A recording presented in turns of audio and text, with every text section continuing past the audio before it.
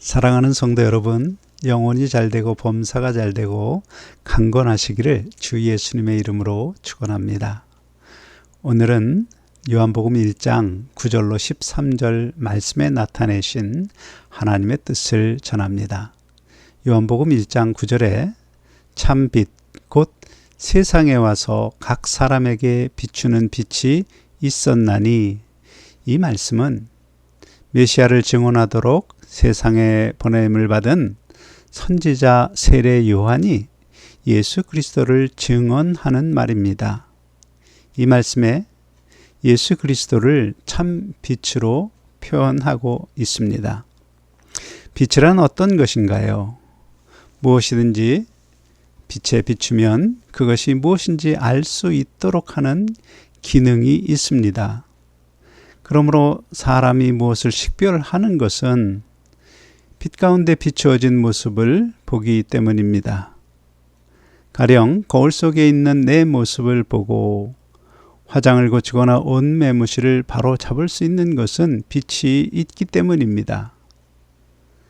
집안에 있는 식탁이나 소파나 어떤 물건이든지 우리가 그것이 무엇인지 알 수 있는 것은 모두 빛이 그 물건에 비추어서 볼 수 있기 때문입니다. 그런데 주목할 표현은 단순히 빛이라 하지 않고 참 빛으로 표현한 것입니다. 이 말씀을 묵상하면 참 빛이 있으면 반대로 거짓 빛도 있음을 뜻하며, 동시에 예수님이 아닌 다른 빛은 거짓 빛이라는 뜻이 됩니다. 참빛이란 비추어진 사람이나 사실 그대로 객관적 실체를 보여주는 것이지만, 거짓빛은 왜곡된 모습을 보여주는 것입니다. 영적으로 이 말씀을 풀어서 설명하면, 참 빛이신 예수님의 가르침과 행하신 일을 기준으로 보면 그 객관적 실체를 정확히 알 수 있지만, 다른 기준으로 보면 왜곡된 모습을 보게 된다는 뜻입니다. 그런데 예수님을 참 빛으로 설명하신 이후에 이어지는 말씀을 보면 그 세상에 와서 각 사람에게 비추는 빛으로 설명합니다. 따라서 이 참빛이 비추는 곳은 세상 사물이 아니라 바로 각 사람 안에서 그 자신에게 비추어서 자신이 어떤 존재인지 객관적인 실체를 깨닫게 한다는 뜻입니다. 그러므로 예수 그리스도를 기준으로 나를 보면 나의 실상을 그대로 보여주는 참 빛에 보는 것이므로 나 자신이 어떠한 존재인지 분명히 알 수 있지만, 다른 세상 교훈, 가령 인간의 철학과 도덕을 기반으로 형성된 그러한 가르침을 기준으로 보면 거짓 빛에 비추어진 나를 보므로 나 자신의 실체를 바르게 보지 못하게 됨을 뜻합니다. 더 구체적으로 설명하면 예수님의 가르침은 요한복음 8장 34절에 죄를 범하는 모든 사람은 죄의 종이라, 그리고 로마서 6장 23절에 죄의 삭은 사망이요 선언합니다. 그리고 모든 사람은 자기의 육체의 정욕과 마음의 탐심으로 죄를 품고 그 죄가 장성하여 사망을 낳는다고 우리에게 알려줍니다. 그러므로 예수님의 참빛에 비추어진 나의 모습을 보면 나는 내 죄로 죽을 죄인임을 분명히 보고 깨닫게 됩니다. 예수님의 참빛에 비추어진 나의 모습은 육체의 정욕을 따라 마음의 감정이 원하는 것을 하는 존재, 나의 유익이 되면 악한 것도 선하다고 말하는 죄로 가득한 존재입니다. 그런 죄로 가득한 사람이 죄와 사망의 권세 아래서 하나님을 알지 못하는 짐승과 같은 본능을 따라 자기 유익을 추구하며 살다가 지옥에 멸망할 그러한 존재임을 성경은 알려줍니다. 그러므로 지옥에 멸망할 그 운명에서 구원을 받으려면 새 생명을 얻어 거듭나야 하며, 거듭나기 위해 예수님의 참빛으로 보게 된 죄를 회개하고 예수님을 구주로 영접해야 비로소 죄와 사망의 권세에서 벗어나 지옥의 형벌에서 구원 얻게 됨을 깨닫습니다. 그리고 예수님의 가르침을 따라 하나님을 알고 진리를 알게 되며 그 진리의 길은 사람의 이성과 지혜로 가는 길이 아니라 오직 예수 그리스도를 믿음으로 나아갈 때 하나님이 약속하신 영생 부활을 누리게 되는 진리를 깨닫습니다. 그러나 다른 세상 빛은 내가 죄에 매인 죄의 종임을 보여주지 않습니다. 거짓과 기만으로 자기의 유익을 성취하는 자신이 오히려 지혜롭고 스스로 지혜롭게 여기게 됩니다. 선과 악을 분별하는 기준이 자기 유익이며 자기 자신의 지혜로운 생각입니다. 그러므로 다른 세상 빛으로 자기를 보는 사람은 스스로 자기를 지혜롭고 선하고 의롭다고 여기는 자기 생각을 따라 말하고 행동함으로 자기의 말과 행동은 언제나 선하고 의롭고 지혜로운 줄 아는 것입니다. 그 대표적인 현상이 바로 내로남불입니다. 내로남불은 정치인들만의 전유물이 아닙니다. 예수님의 참빛에 비추어진 나의 모습을 보지 못한 사람은 누구나 내로남불적인 말과 행동을 하면서 깨닫지도 못하고 전혀 부끄러움을 모릅니다. 그 이유는 간단합니다. 자기 유익을 중심으로 선악을 분별하는 거짓빛에 자기 자신을 비추어 보기 때문에 자기의 말과 행동은 선하고 의롭고 지혜로운 것으로 생각하는 것입니다. 한편 이어지는 말씀 요한복음 1장 10절로 12절에 그가 세상에 계셨으며 세상은 그로 말미암아 지은 바 되었으나 세상이 그를 알지 못하였고 자기 땅에 오매 자기 백성이 영접하지 아니하였으나 영접하는 자 곧 그 이름을 믿는 자들에게는 하나님의 자녀가 되는 권세를 주셨으니, 이 말씀을 보면 사람은 세 부류가 있음을 알 수 있습니다. 첫째 부류는 예수 그리스도가 죄인을 구하기 위하여 세상에 오신 메시아임을 들었어도 그를 알지 못하는 사람들입니다. 그런 사람은 예수님과 무관하게 세상을 살며 그의 소속은 세상에 속한 사람입니다. 육체의 수명이 다하면 영원한 지옥의 형벌이 기다리는 자입니다. 두 번째 부류는 외형상 하나님의 백성이라 불리는 사람이지만 예수님을 영접하지 않은 사람입니다. 곧 예수님의 가르침과 행함을 듣고 예수님이 두드리는 마음의 문을 열고 만났어도 주인으로 영접하지 않는 사람입니다.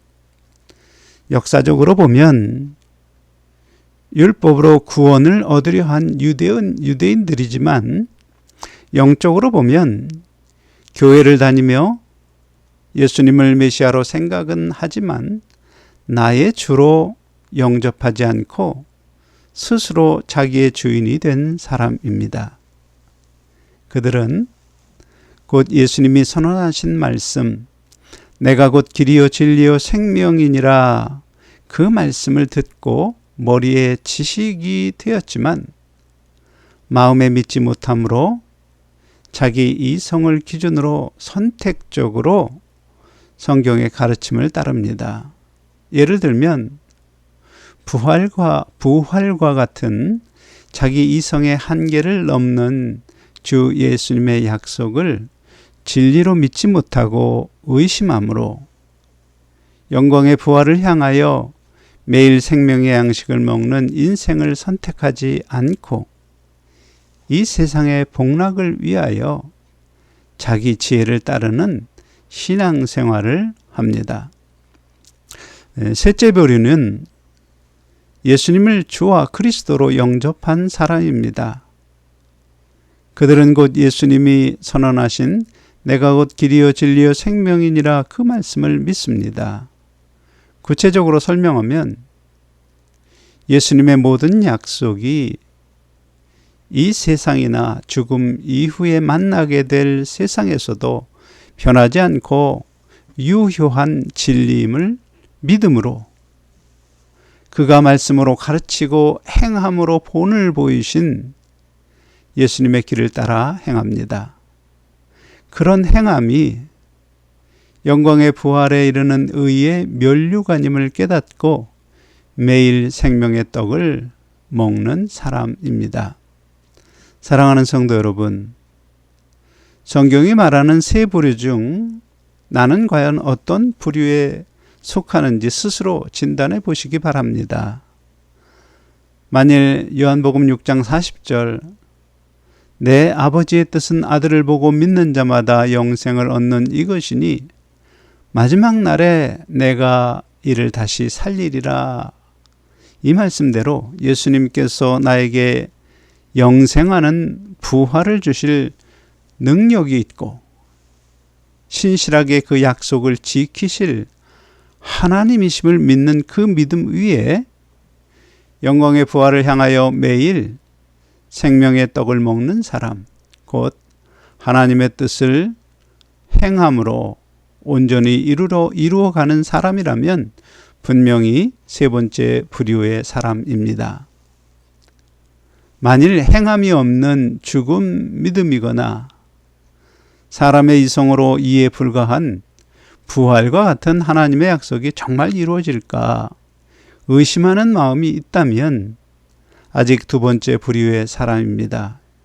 입술로 아무리 예수님을 주로 고백했어도 실제로 예수님을 나의 주로 영접하지 않아서 예수님은 사실 아직도 문 밖에 서서 계실 뿐입니다. 사랑하는 성도 여러분, 예수님을 주로 영접한 사람에게 예수님은 분명히 하나님의 자녀가 되는 권세를 주었다 선언합니다. 예수님을 주로 영접하여 받은 하나님의 자녀가 되는 권세가 얼마나 놀라운 것인지 이해하시는지요? 알지 못하면 사실 누리지도 못합니다. 쉽게 예를 들어 설명합니다.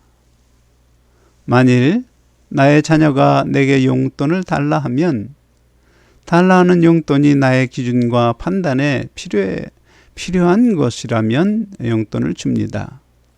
그런데 옆집 갑돌이네 자녀가 나에게 와서 용돈을 달라 하면 용돈을 주는 사람은 거의 없습니다.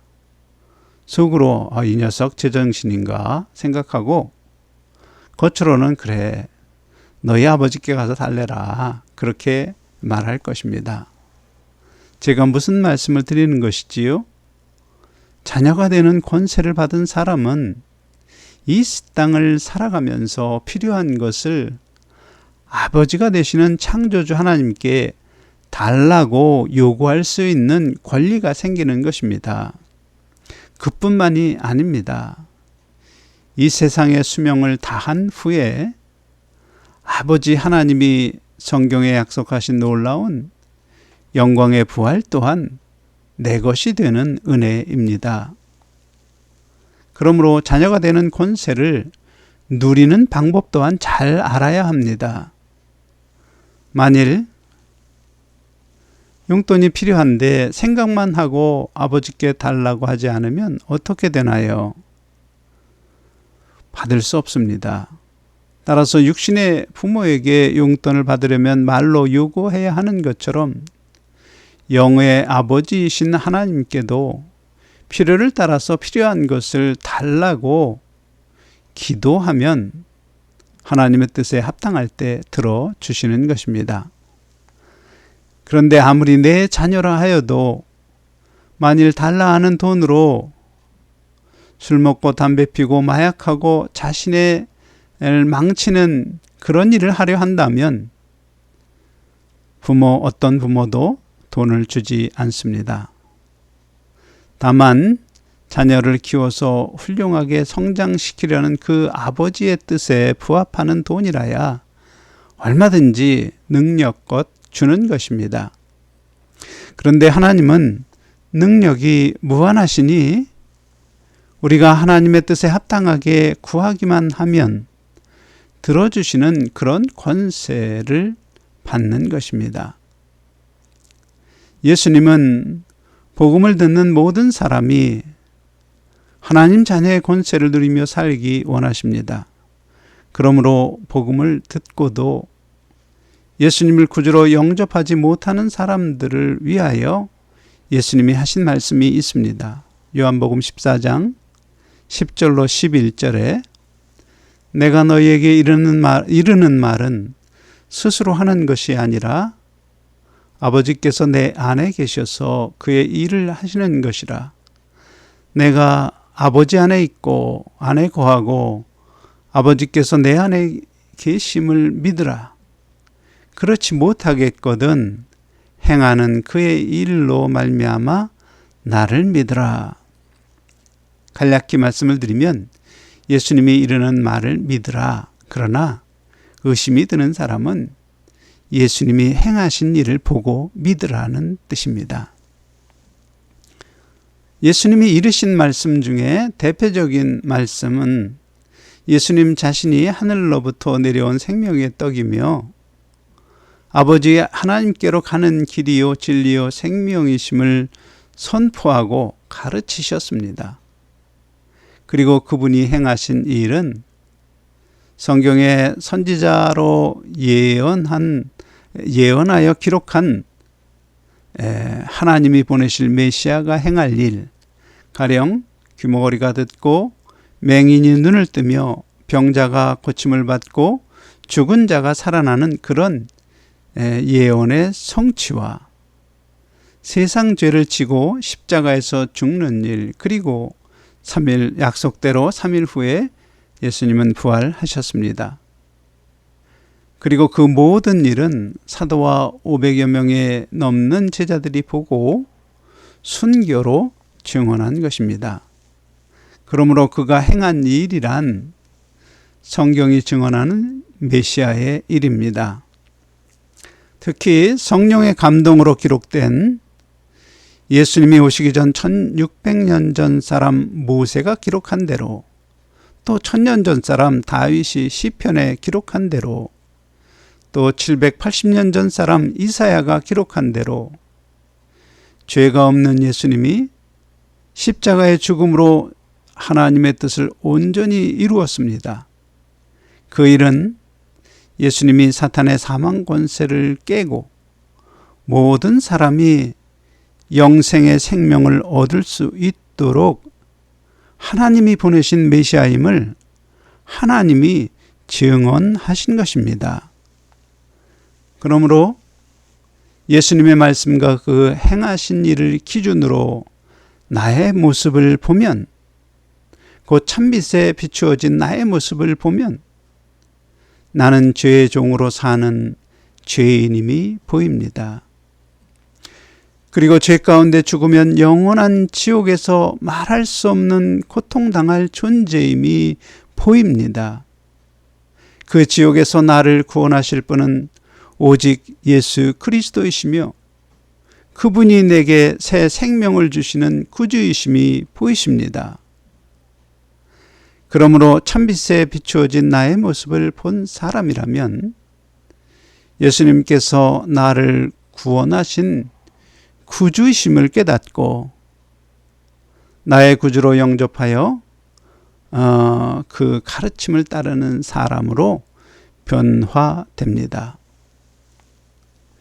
그러니 참빛을 보고도 깨닫지 못하는 사람에 대하여 요한복음 1장 5절에 빛이 어둠에 비치되 어둠이 깨닫지 못하더라 기록합니다. 이 말씀을 묵상하면 어둠에 속한 사람들은 예수님에 대하여 성경이 진술하는 죄에서 사람을 구원할 구주가 되심을 깨닫지 못합니다.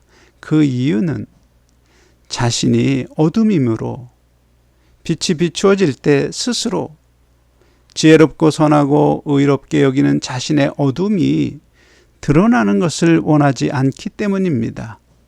어둠을 사랑하기 때문입니다.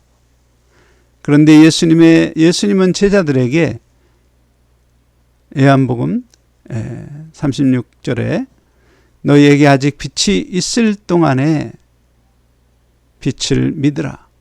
그리하면 빛의 아들이 되리라 말씀하셨습니다. 이 말씀을 묵상하면 제자 중 자기에게 비추어지는 빛이 있었지만 아직 그 빛을 믿지 못하는 사람이 있음을 알 수 있습니다. 그들은 눈으로 보고 귀로 듣고 마음으로 깨달아 돌이켜 예수님께 고침을 받을까 두려워합니다. 바로 이 세상의 것을 사랑함으로 만일 고침을 받게 되면 사랑하는 이 세상의 것을 잃어버리게 되지 않을까 두려워하며 싫어하는 것입니다.